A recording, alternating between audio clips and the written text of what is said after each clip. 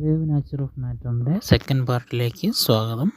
ഇതിൽ നമ്മൾ ചെയ്യുന്നത് ഈ wave length of small particle എന്ന് പറയുന്നത് വളരെ ചെറുതായിട്ട് എടുക്കുകയാണ്. അത് നമ്മുടെ മെഷർ ചെയ്യാൻ പറ്റാത്തതിലും ചെറുതാണെന്നാണ് പറയുന്നത്. ഈ ഒരു കാരണം കൊണ്ടാണ് മാക്രോസ്കോപ്പിക് ഒബ്ജക്റ്റുകൾ, നമ്മുടെ ഡെയിലി ലൈഫിലുള്ള മാക്രോസ്കോപ്പിക് ഒബ്ജക്റ്റുകൾ വേവ് ലേക്ക് പ്രോപ്പർട്ടീസ് കാണിക്കാത്തത്. എന്നാൽ അതിന് വിരുദ്ധമായിട്ട്, അല്ലെങ്കിൽ അതിന് നേരെ ഓപ്പോസിറ്റ് ബിഹേവിയർ കാണിക്കുന്ന സബ് അറ്റോമിക് ഡൊമൈനിൽ വേവ് ക്യാരക്ടർ ഓഫ് പാർട്ടിക്കിൾ എന്ന് പറയുന്നത് സിഗ്നിഫിക്കൻ്റ് ആണ്, അതുപോലെ തന്നെ മെഷറബിളും ആണ്. നമുക്കൊരു ഇലക്ട്രോണിൻ്റെ കേസ് എടുക്കാം. ഇലക്ട്രോണിൻ്റെ മാസ് എമ്മും ചാർജ് ഇ ആണെന്ന് നമുക്കറിയാം. ഈ ഒരു ഇലക്ട്രോണ് റെസ്റ്റിൽ നിന്ന് ഒരു പൊട്ടൻഷ്യൽ വി കാരണം ആക്സിലറേറ്റ് ചെയ്യുകയാണെന്ന് വിചാരിക്കാം. അപ്പോൾ അതിൻ്റെ കൈനറ്റിക് എനർജി എന്ന് പറയുന്നത് അതിൻ്റെ വർക്ക് ഡണ്ണിന് ഈക്വൽ ആയിരിക്കും. അതുകൊണ്ട് K is equal to E V എന്ന് നമുക്ക് സബ്സ്റ്റിറ്റ്യൂട്ട് ചെയ്യാനായിട്ട് പറ്റും. അതുകൊണ്ട് കെയുടെ value half M V square അല്ലെങ്കിൽ പി സ്ക്വയർ ബൈ 2m നമുക്ക് എഴുതാം. അതുകൊണ്ട് പിക്ക് ഒരു ഇക്വേഷൻ കിട്ടും. P is equal to square root of 2mk എന്ന് എഴുതാം, അല്ലെങ്കിൽ square root of 2m EV എന്ന് നമുക്ക് എഴുതാനായിട്ട് പറ്റും. ഇനി ഡീബ്രോയ് വേവ് ലെങ്ത് എടുക്കുകയാണെന്ന് വിചാരിക്കാം ഇലക്ട്രോണിൻ്റെ. അപ്പോൾ നമുക്ക് കിട്ടുന്ന equation lambda is equal to h by P ആണ്.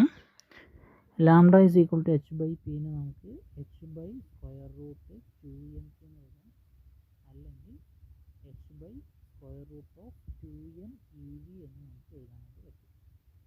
ഇതിൽ 2m ഇതിനൊക്കെ വാല്യൂസ് സബ്സ്റ്റിറ്റ്യൂട്ട് ചെയ്യുന്നത് നമുക്ക്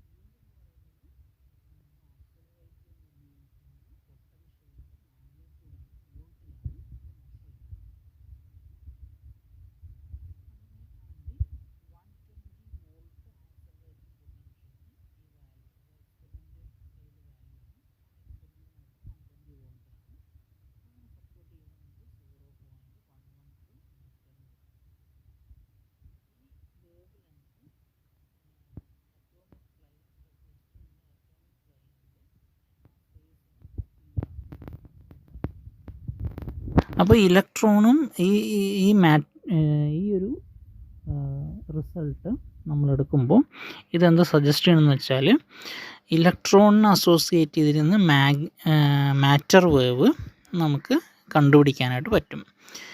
അത് എക്സ്റേ ഡിഫ്രാക്ഷൻ എന്നുള്ള എക്സ്പെരിമെൻറ്റിൽ നമ്മളങ്ങനെ ചെയ്യുന്നുണ്ട്. അപ്പോൾ ക്രിസ്റ്റൽ ഡിഫ്രാക്ഷൻ എക്സ്പെരിമെൻറ്റും നമ്മുടെ എക്സ്റേ ഡിഫ്രാക്ഷൻ എക്സ്പെരിമെൻറ്റും ഏകദേശം ഒരേപോലുള്ളതാണ്, ഒരേ സ്വഭാവം ഉള്ളതാണെന്ന് പറയാം. അങ്ങനെയാണെങ്കിൽ നമ്മൾ ഈ verification of the de Broglie wave length നമുക്ക് ഇതുകൊണ്ട് ചെയ്യാവുന്നതാണ്.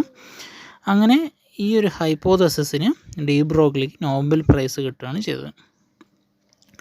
ഇനി അടുത്തായിട്ട് നമ്മൾ പറയുന്നത് മാറ്റർ വേവ് പിക്ചർ